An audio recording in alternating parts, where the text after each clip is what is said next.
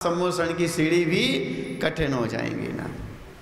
प्रतिदिन नंदीश्वर दीप के दर्शन और आदिनाथ भगवान के चैत्यालय की जो शिखर के सामने दर्शन है, इन सभी दर्शनों के विधियों के दर्शन जो यहाँ पर करेगा उसके लिए ही तो सम्मोषण की सीढ़ी चढ़ने का अगले भव में सौभाग्य प्राप्त होगा।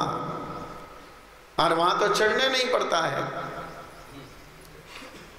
20,000 सीढ़ियाँ, एक एक हाथ की वह सीढ़ियाँ, 20,000 सीढ़ियों में पहले ही स्टेप पर वह पैर रखेगा और डायरेक्ट सीधे वह सम्मोषण सभा में पहुंच जाएगा। और सम्मोषण सभा में वह पहुंचते ही वह प्रवेश करता है जीव। और सबसे पहले मान स्तंभ जो चारों दिशाओं में होते हैं, मान स्तंभ इसलिए ही बनाए जाते हैं कि जिस समय हम मंदिर में नहीं आ सकते हैं, अन्य कोई जीव है, उन्हें मान स्तंभों के मूर्तियों के दर्शन करके उसके दर्शन का नियम पूरा कर सके। ऐसे दिन आते हैं कि हम मंदिर में नहीं आ सकते, कभी सूतक पातक लगता है तो मंदिर की चौखट में हम प्रवेश नहीं करते हैं, घरवाले में नहीं जाते हैं, सभा मंडप में नहीं जाते हैं, तो बाहर से ही दर्शन करके मान स्तंभ के हम नियम कर लेते हैं। और मूल उद्देश्य तो मान स्तंभ बनाने का हुआ करता है भगवान के सम्मोषण की पूर्ति करना। जैसे भगवान के सम्मोषण में चारों दिशाओं में मान स्तंभ बनते हैं, वह 12-12 गुने के माप के मान स्तंभ होते हैं। जितना भगवान का अशोक वृक्ष की ऊंचाई होती है उतनी ही मान स्तंभ की ऊंचाई होती है। और मान स्तंभ में भी वास्तु में बताया है कि मान स्तंभ हमारे मेन प्रवेश द्वार से 1.5 गुना आगे बनना चाहिए। हम बनाते हैं, कहीं पर भी बनाते हैं, अच्छी बात है, परंतु जब जगह रहती है भगवान के मूल नायक भगवान के सामने भगवान का दृष्टि दोष नहीं होना चाहिए। और दरवाजे से 1.5 गुना यदि हमारा रास्ता खुला रहता है तो भगवान का दृष्टि दोष नहीं आता है। और दृष्टि दोष अभी समझ में नहीं आता है, बनाते समय तो व्यक्ति बना लेते हैं, पर आगे चल कर के फ्यूचर में समाज में ऐसे प्रॉब्लम आते हैं, घर की सुख शांतियाँ कम हो जाती हैं, धर्म में ध्यान कम होने लगता है। रुकावट द्वार वेद, मंदिर का द्वार वेद, वेद मतलब रुक जाता है, दृष्टि भगवान की रुकना यह द्वार वेद होता है। और भगवान की जो दृष्टि होती है वह भी बराबर हमारे लिए उसे गणित करके बराबर व्यवस्थित बताइए कि दरवाजे में कौन से जगह पर दृष्टि निकलना चाहिए, यह भी उसका माप आया है। दरवाजे का भी माप आया है कि दरवाज़ा कैसा होना चाहिए। अभी तक तो मैंने पढ़ा था कि दरवाजे का माप यह है, मैंने वास्तु में पढ़ा, परंतु सोचा नहीं। नरवाली में आने के बाद में जब यहाँ पर स्वाध्याय कर रहा था तो अचानक से वह समुद्घात यहाँ पर हमारे लिए धवला पुस्तक में प्राप्त होते हैं। समुद्घात का वर्णन केवल ज्ञानी भगवान जो होते अनंत भगवान वह समुद्घात करते हैं, वह केवली समुद्घात करते। तो उसका जो माप निकला, पहला समुद्घात वह है दंड समुद्घात, दूसरा समुद्घात कपाट समुद्घात, तीसरा पितर और चौथा लोक पूरण। ऐसे वह 4 समुद्घात 4 समय में आना जाना करके 8 समय उसमें लग जाते, एक एक समय का वह समुद्घात। समुद्घात मतलब आत्मा के प्रदेशों का बाहर निकल जाना। और इतने बाहर निकल जाते हैं कि वह बाहर निकल करके इतनी विशुद्धि करते हैं कि बाकी के कर्म जो हैं, आयु कर्म को छोड़ करके जो 3 कर्म उनके शेष हैं आघाती कर्मों में, उन 3 कर्मों की स्थिति जो है वह आयु कर्म से जब अधिक होती है तो वह आयु कर्म के लेवल लाने के लिए, आयु कर्म के बराबर उन कर्मों की स्थिति लाने के लिए केवल ज्ञानी समुद्घात करते हैं। जैसे आयु कर्म बचा है 3 दिन का और शेष कर्म की स्थिति बची है उनके अभी 2-2, 3-3, 4-4, 5-5 महीना, यह उदाहरण है। तो अब उनको 3 दिन के लिए 3 दिन की स्थिति करना है बाकी के तीनों कर्मों की। आयु कर्म के बराबर, क्योंकि जब तक आयु कर्म है तब तक जीव संसार में रहेगा, और आयु कर्म नष्ट हुआ तो फिर या तो मरण होगा या निर्माण होगा। अपना आयु कर्म पूरा हुआ तो अपना मरण हो जाएगा, और भगवान का आयु कर्म पूरा हुआ तो उनका निर्माण हो गया। अपने को क्या करना चाहिए है? पहले तो बोलो महाराज जी ऐसा कुछ हो, मरना ही नहीं चाहिए, यही करना चाहिए। मौत ही नहीं आए, पर ऐसा होगा, हो सकता है। आत्मा को कोई कैद नहीं कर सकता है, कोई इतनी अभी निर्माण कोई शक्ति ऐसी नहीं है, ना कभी बनेगी कि आत्मा को कैद। हर चीज़ का इलाज हो सकता है, पर आयु कर्म का इलाज नहीं होगा। आयु कर्म का इलाज नहीं होगा। आयु कर्म किसी की बढ़ नहीं सकती है, और कर्म किसी के बढ़ ही नहीं सकते हैं। कम तो हो सकते हैं, कम हो जाएंगे। कोई आत्महत्या कर सकता है, कोई रोग बीमारी से मर सकता है, कोई आयु पूरी भोगता है, त्यक्त वह घात कर लेता है, शरीर का त्याग कर देता है, और कोई समाधि मरण करता है। आयु को निकट जान करके कोई जीव 12 वर्ष का समाधि मरण ले लेते हैं, कोई 2 महीने का ले लेते हैं, और किसी का अंतर मुहूर्त में भी समाधि मरण हो जाता है। मरण निश्चित है, प्रत्येक जीव का संसार में मरण निश्चित है। तीर्थंकरों को भी अपनी आयु, उनकी भी आयु छोटी, और उनको भी यहाँ से जाने पड़ा। केवली भगवान केवली भी बन गए, हुए अनंत भी बन गए, तो अनंत बनने के बाद भी उनके लिए यहाँ से जाने पड़ा। अब वह तो समझदार थे, उन्होंने अपने आत्मा के स्वभाव को प्रकट कर लिया था, उनका गुण शुद्ध स्वभाव में परिणत हो गया था, उनका ज्ञान केवल ज्ञान में परिवर्तित हो गया था। ऐसे उन्होंने अपने ज्ञान गुण को, दर्शन गुण को, अपने स्वभाव को जिन्होंने केवल ज्ञान अवस्था में प्राप्त कर लिया था, अब ऐसे जीव का तो निर्माण निश्चित है। जिस जीव ने केवल ज्ञान प्राप्त कर लिया उस जीव का निर्माण निश्चित है। केवल ज्ञान तो जाने दो, मना पर्याय ज्ञान भी जिन मुनियों ने प्राप्त कर लिया, ऐसे मुनियों का भी निश्चित है मोक्ष जाना उसी भव से। विपुलमति मना पर्याय ज्ञान जिन जीवों ने प्राप्त कर लिया, अब वह जीव निश्चित ही मोक्ष में जाना है, मोक्ष गति ही उन जीवों की होना है। तो अपनी बात चल रही थी कि माप जो होते हैं वह शास्त्रों में वर्णन उनका आया है। कारियों ने, वास्तुकारों ने तो हमारे लिए मापदंड बता दिया है, पर क्यों बताया उसके रीजन भी हमारे लिए शास्त्रों में मिलते हैं। ऐसी कैसे सब व्यवस्थाएं नहीं बन जाती हैं। मंदिर के प्रत्येक चीजों का माप है, प्रत्येक चीजों को व्यवस्थित करने का माप है। एक गांव में मैं गया, वह बहुत मुनि भक्त श्रावक था। मैंने ऐसे ही सहज भाव से बोल दिया, भाई आपके मंदिर का दरवाजा बहुत छोटा है, बड़ा करना चाहिए। तो मंदिर में प्रतिदिन एक पूजा करने के लिए एक व्यक्ति आता था जिसकी उम्र 75-80 साल की थी। उम्र से आदमी महान नहीं बनता है, आदमी ज्ञान और चारित्र से महान बनता है। ज्ञान और चारित्र ही हमारे यहाँ पर श्रेष्ठ है ना। मेरे से भी बड़े उम्र वाले यहाँ पर लोग बैठे हुए हैं, फिर आप नीचे क्यों बैठे? आप तो बड़े हो ना, आप तो समझदार हो ना, फिर नीचे क्यों बैठे? गुरु को ऊपर क्यों बिठालते हैं? है? नीचे क्यों बैठे तुम लोग? उम्र में तो आप बड़े हो, फिर नीचे क्यों बैठे? आपको तो बराबर लेवल से बैठना चाहिए ना। क्यों नहीं बैठे? हम साधुओं के लेवल पे क्यों नहीं बैठते? साधु 2 चीज़ों से हमसे बड़े हैं ना, उम्र वाला बड़ा नहीं माना जाता है। ये तो आपके गृहस्थियों में चलता है कि भाई बड़े लोगों का लिहाज करो, बड़े लोगों का लिहाज करो, ये आपके यहाँ पर चलता है। हमारे यहाँ पर बड़ा कैसे माना जाता है?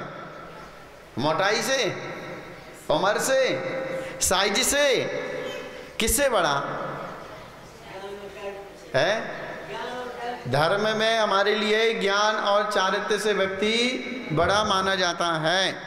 यदि एक छोटे बच्चे में भी ज्ञान है तो वह छोटा बच्चा भी हमारा गुरु है और उससे भी हम शिक्षा प्राप्त कर सकते हैं। और हमारे कल्याण की बात और हित की बात यदि एक छोटा बच्चा भी कह रहा है तो उस बच्चे की बात को भी हम स्वीकार कर सकते। एक बच्चा गया, विद्यालय गया, गुरु के पास गया और 2-4 साल रह करके सीख करके उसने शास्त्रों का ज्ञान प्राप्त कर लिया, तो हम भी उससे ज्ञान प्राप्त कर सकते हैं। अरे मेरा तो वह पोते के जैसा है, पोते के बराबर है, उससे क्या हम ज्ञान प्राप्त करेंगे? तो क्या है ये? समझदारी है क्या है? समझदारी नहीं है। कई बार तो अपने पिता के लिए अपने पुत्र का सत्य स्वीकार करना पड़ता है।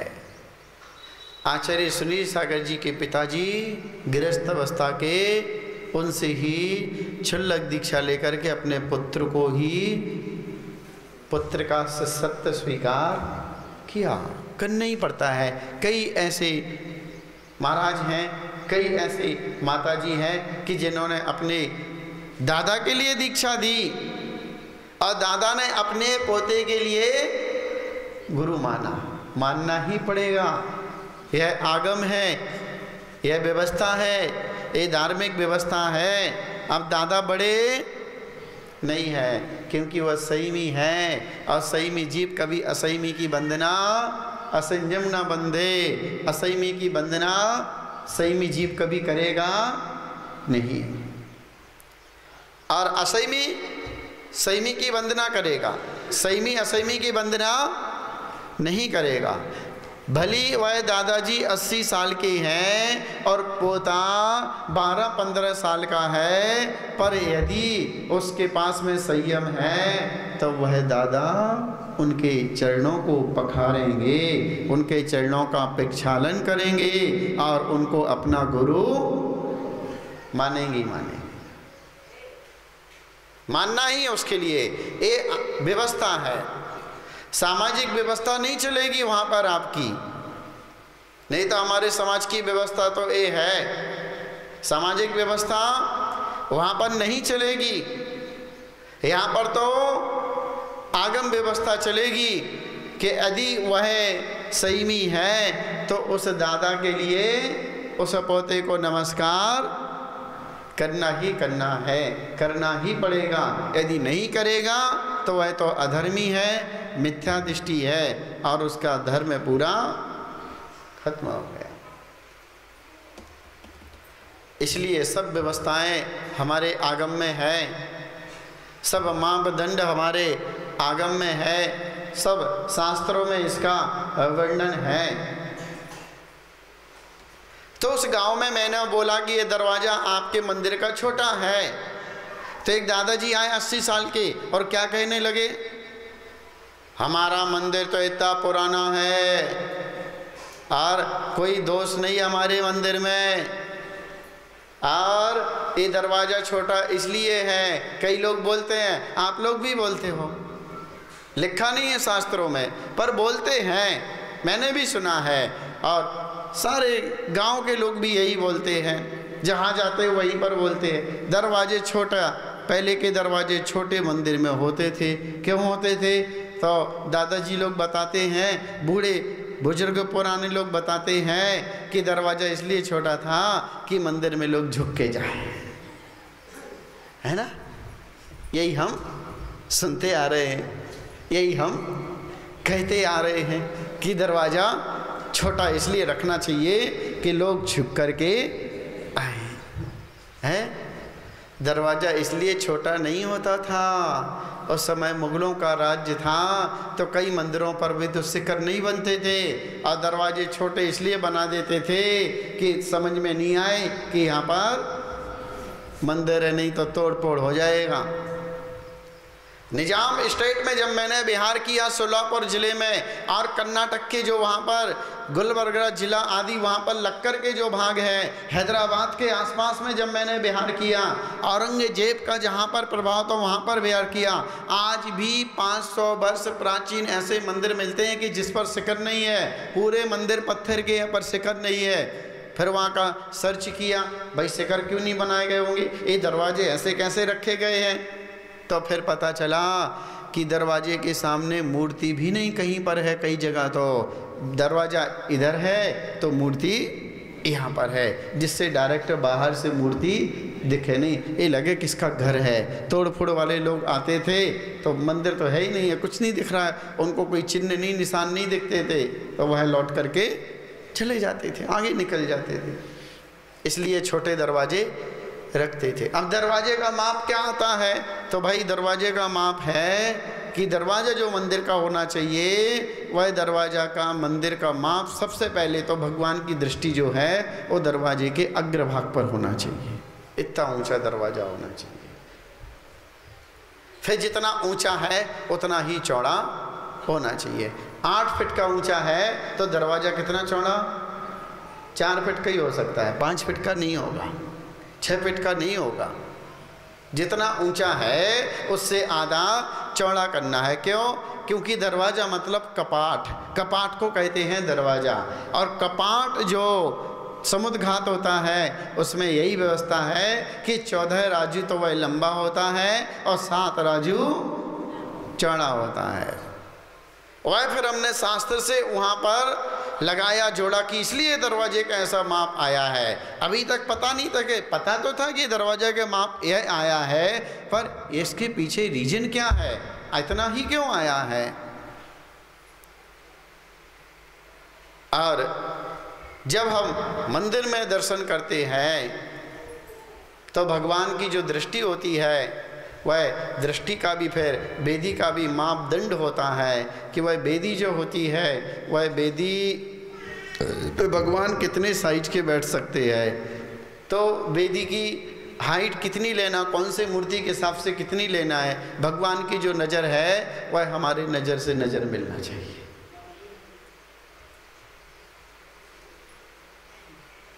भगवान की जो आंखें हैं वह आंखें हमारे आंखों से एक व्यवस्थित व्यक्ति का नॉर्मल जैसे 5.5 फीट का व्यक्ति होता है या 5.25 फीट का व्यक्ति होता है, उसके अनुसार से वह मापदंड निकाला जाता है। तो फिर वह दरवाजे में सर्व सामान्य लोगों के लिए दृष्टि निकाले दी कि दरवाजे के उतने स्थान से निकलना चाहिए। यह विषय आपके काम का नहीं है, ये मेरे लिए पता है, परंतु इसलिए बता रहा हूँ कि आपको पता चलेगा। अपने मन से काम नहीं होते हैं, शास्त्रों के हिसाब से ही काम होंगे, हमारे हिसाब से काम नहीं होंगे। हम तो भगवान के आराधक हैं, हम अधिकारी नहीं है, हम गुरु के अधिकारी नहीं हैं, हम गुरु के आराधक हैं। और गुरु जो आदेश देंगे उसका पालन हम करेंगे, हम उनको आदेश नहीं देंगे, हम आदेश नहीं देंगे उनके लिए, हम उनका आदेश लेंगे कि गुरुदेव आप अपना आदेश दीजिए मेरे लिए कि मैं धर्म ध्यान कैसे करूं, मैं अपने व्रतों का पालन कैसे करूं। और मैं तो सन्मति सागर का चेला हूं और ज़िंदगी में किसी श्रावक के आदेश में चला न हूँ और ना कभी चलूँगा भी नहीं, ये भी निश्चित है, कभी नहीं चलूँगा। किसी के अधिकार में तो मैं कभी चलता ही नहीं हूँ। अपने आप में इतनी ताकत और अपने गुरु पर श्रद्धा रखता हूँ कि मेरे लिए मेरे गुरु का साथ है तो समझ लो मेरा जहान है, मेरे गुरु का साथ है तो सारी चीज़ मेरे लिए साथ है। और गुरु के आदेश जो मिलता है उस आदेश को ही स्वीकार करते हो, इसके अलावा किसी का आदेश नहीं मानता हूँ। नियम ही था मेरा। आचार्य कुंतु सागर जी ने मेरे लिए कहा कि मैं तुम्हारे लिए आचार्य बनाता हूं, तो मैंने स्पष्ट कहा मैं आदेश में नहीं चलूंगा, मैं आदेश में नहीं चलूंगा पहली, और मैं अपने गुरु को भी नहीं छोड़ूंगा। दोनों बातें मैंने रखी थी ना। तब तो उन्होंने कहा अरे जिस गुरु की तुम बात कर रहे हो उनको तो मैं ही मानता हूँ, मैं कोई अलग नहीं हो, कोई बंधन नहीं है, किसी प्रकार का कोई दबाव नहीं है। मैंने बोला मेरे लिए आचार्य पद महत्वपूर्ण नहीं है, मेरे जीवन में मेरे लिए मेरे गुरु महत्वपूर्ण हैं, मेरी सब दीक्षाएं उनसे हुई हैं, और जो गुरु ने मेरे लिए पद दिया वही पद ही मेरे लिए श्रेष्ठ है। अब मेरे लिए किसी प्रकार के कोई पद की आवश्यकता नहीं है। मुनि पद ही तो सबसे बड़ा पद होता है, और मुनि पद जैसा कोई पद है ही नहीं है। अब कोई आचार्य बन भी जाए तो क्या होने वाला है, बाद में छोड़ना ही पड़ेगा। आचार्य तो पद जो है वह छोड़ करके समाधि मरण स्वीकार करना पड़ेगा, तब जाकर के समाधि मरण होगा। ये जब पद छोड़ेंगे तब जाकर के उसका समाधि मरण होगा। ये पद जो है वह समाधि मरण निर्माण के लिए नहीं है, यह तो एक संघ व्यवस्था के लिए है कि संघ की व्यवस्था करें, धर्म की प्रभावना करें, संघ का संगठन करें, ये बस उसके लिए है। तो आचार्य कुंदकुंदे देव ने यहाँ पर अब कह रहे हैं, गाथा नंबर यहाँ पर 49 है।